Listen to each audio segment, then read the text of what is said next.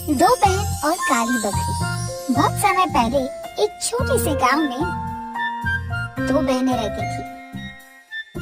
ये दोनों बहनें बहुत प्यारी और सुंदर थी और उनके गांव के सभी लोग उन्हें बड़े स्नेह की दृष्टि से देखते थे। एक दिन बड़ी बहन ने सपना देखा। उसे लगा कि वह और उसकी छोटी सी बहन एक खूबसूरत बकरी को पालेंगी जिसके चमकदार काले रंग के बच्चे होंगे। वह बकरी के देखभाल करके खुश रहेंगी और उसके साथ खेलेंगी। इस सपने ने उसे इतनी खुशी दी, अपनी छोटी सी बहन को सब कुछ बताई। छोटी बहन भी बहुत खुश हुई और उन्होंने तय की कि वे एक साथ मिलकर वो बकरी पालेंगे। इसके बाद दोनों बहनों ने अपने दोस्तों और परिवार से पैसे इकट्ठा करने का प्रयास किया।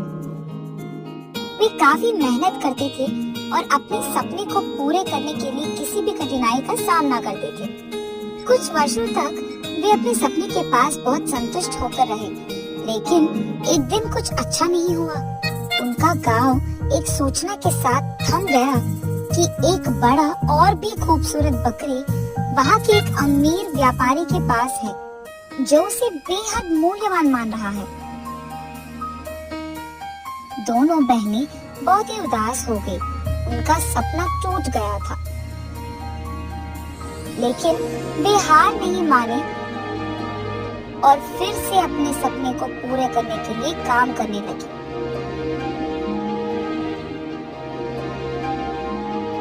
वो दिन रात मेहनत करने लगी और फिर एक दिन कुछ अच्छा हुआ। उनका गांव का सरपंच उन्हें बताया कि वो एक प्यारी और खूबसूरत बकरी जीतने के लिए एक महसूस सेवा जीत चुकी है, क्योंकि उस अमीर व्यापारी को बकरी की सेवा से बहुत खुशी मिली है।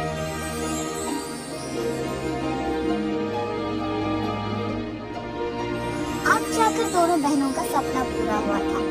कड़ी मेहनत और संघर्ष के बावजूद वो अपने लक्ष्य को पूरा करने के लिए तैयार थी। अगले कुछ हफ्तों में उन्होंने बहुत मेहनत की और अपने सपने को हासिल करने के लिए कई कठिनाइयों का सामना किया, लेकिन उन्होंने कभी हार नहीं मानी। उन्होंने मिलकर कई परिश्रम किए ताकि वे अमीर व्यापारी के पास जा सके और बकरी जीत सके।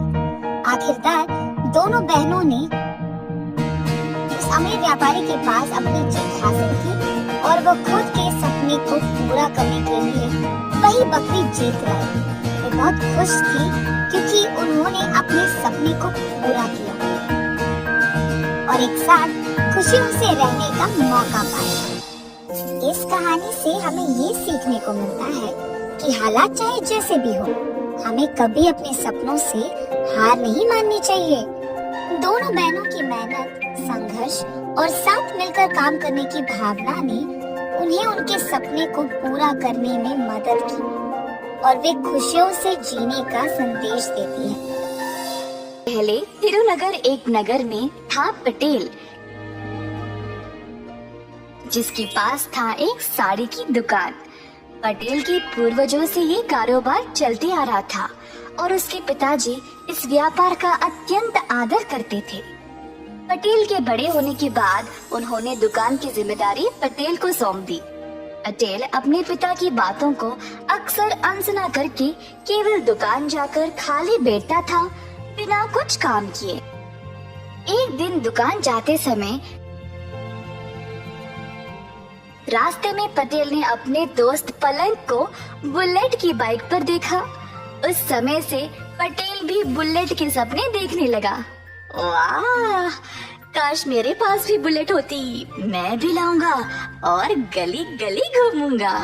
पर तभी पटेल को ये एहसास हुआ कि बुलेट खरीदने के लिए उसके पास उतने पैसे नहीं थे।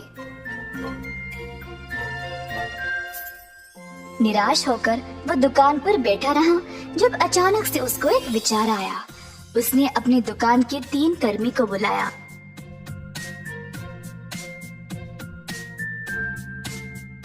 अरे जरा बताओ हमारे पास पूरे कितनी साड़ियाँ हैं? साहब जी, हमारे पास शायद लगभग 50 साड़ियाँ होगी। बस 50? मुझे कम से कम 150 साड़ियाँ बेचनी है।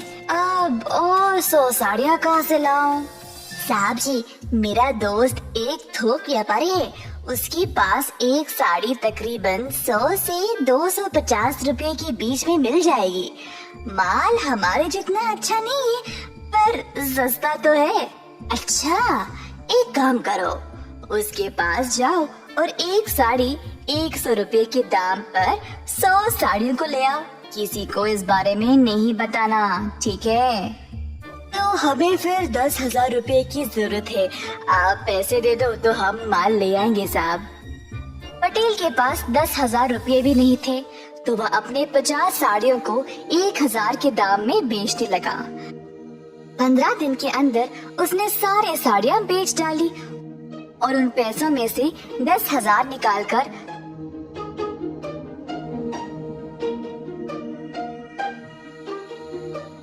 100 और साड़ियाँ खरीद ले आया। पटेल ने अपनी दुकान को ऐसे सजाया जिससे लोग आकर्षित होकर उसकी दुकान पर आने लगे। एक साड़ी 1,000 रुपए के दाम पर खरीदने लगे। 1,50,000 कमाने के बाद पटेल ने अपनी मनपसंद बुलेट खरीद ली। एक दिन पलंग और उसकी पत्नी मनीषा बाहर जा रहे थे। रास्ते में मनीषा ने एक आदमी को साइकिल पर साड़ियाँ ले जाते हुए देखा। साड़ी वाले को रोक कर पूछा, भैया कितने में बेच रहे हो? 100 रुपए में एक साड़ी मैडम। अच्छा, जरा मुझे दिखाओ। साड़ियों को देखने के बाद दोनों पलंग और मनीषा हैरान होकर एक दूसरे की ओर देखने लगी। सुनिए जी, पिछली बार मैंने ऐसी ही साड़ी पटेल की दुकान से 1,000 रुपए में खरीदा था। हाँ, सही बोला तुमने, कुछ तो गड़बड़ है। ऐसा कहकर पलंग और मनीषा ने साड़ी वाले को बाजार में लाया और सब लोगों को जमा किया।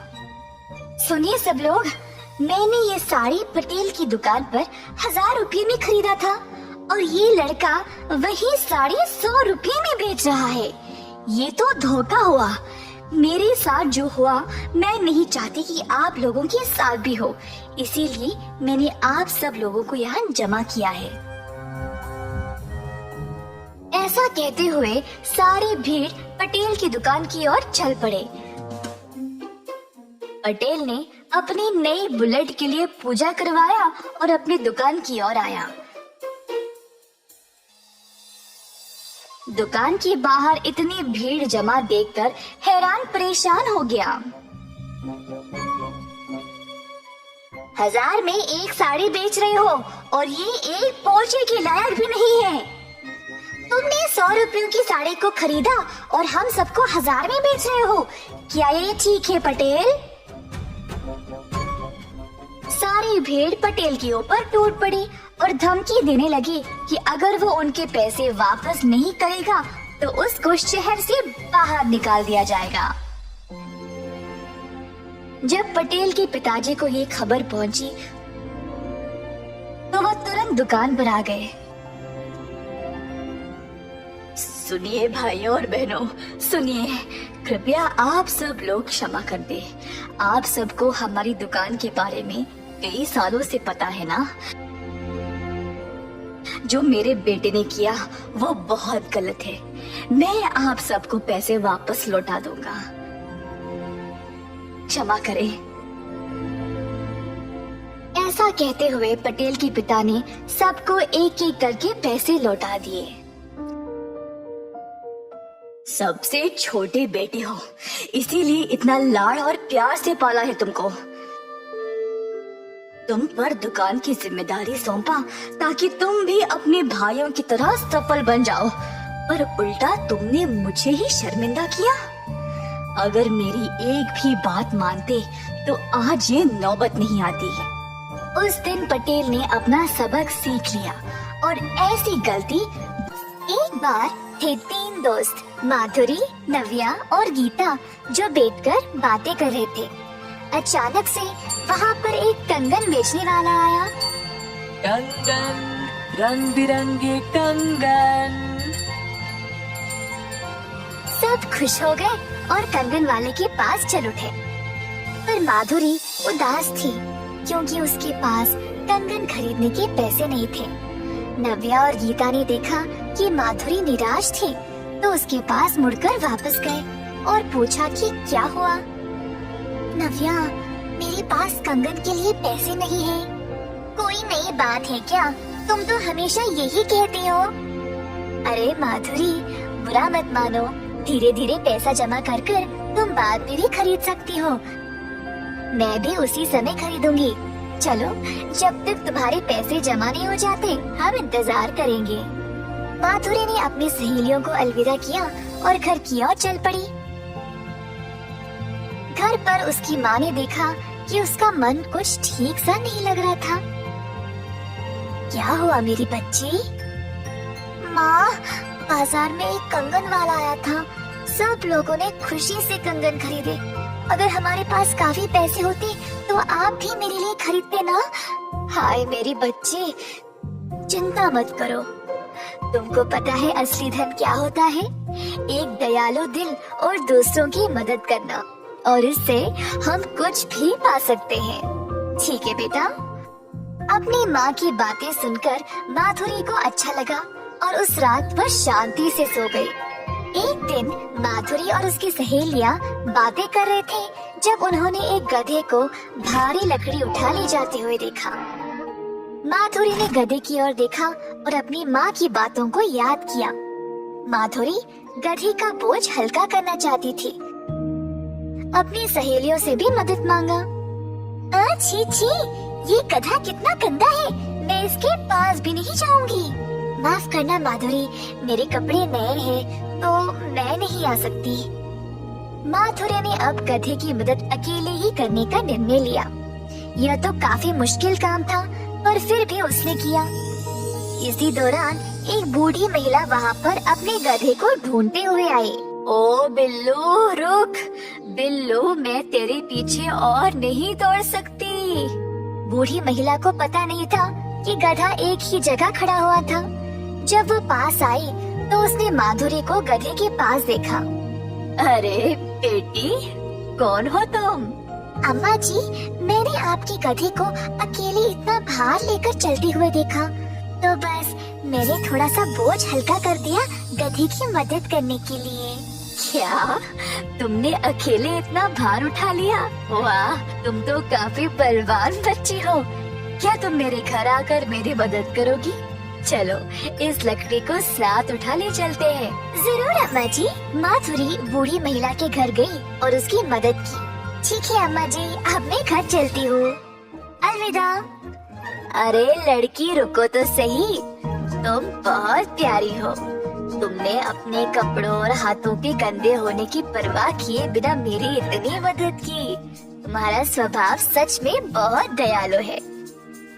ये चक्की ले जाओ, मेरी तरफ से तुम्हारे लिए एक तोहफा।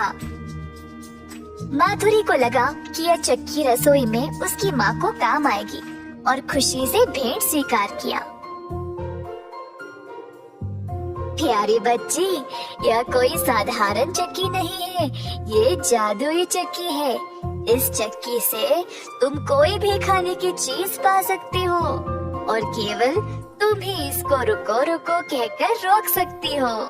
की बातें सुनी और वहाँ से चली गई। घर जाकर अपनी माँ को सब कुछ बताया।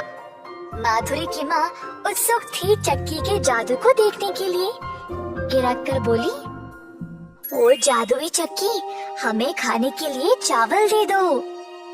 ऐसा बोलते ही चक्की चलने लगी और उसमें से चावल के दाने निकलने लगे। दोनों माधुरी और उसकी माँ यह नजारा देखकर आश्चर्यचकित रह गए। चक्की चलती गई और सारा कमरा चावल से भर गया। माधुरी की माँ को अब फिक्र होने लगी। अरे माधुरी, हाय, अब हम इसको रोकेंगे कैसे?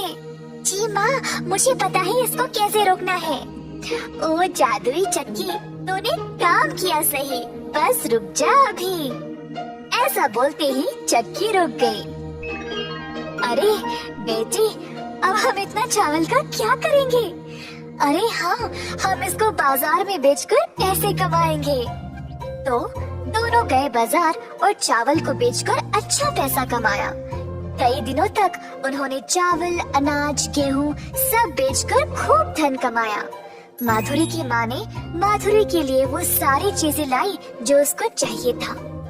माधुरी की सहेलियां उसको नए कपड़े, सुनहरे कंगन, चमचमाते जूतों में देखकर हैरान ही रह गए। इस कहानी से हम ये सीखते हैं कि जब हम दूसरों की मदद दिल से करेंगे तो उसका इनाम कई गुण ज्यादा होकर वापस हमारे पास ही आता है।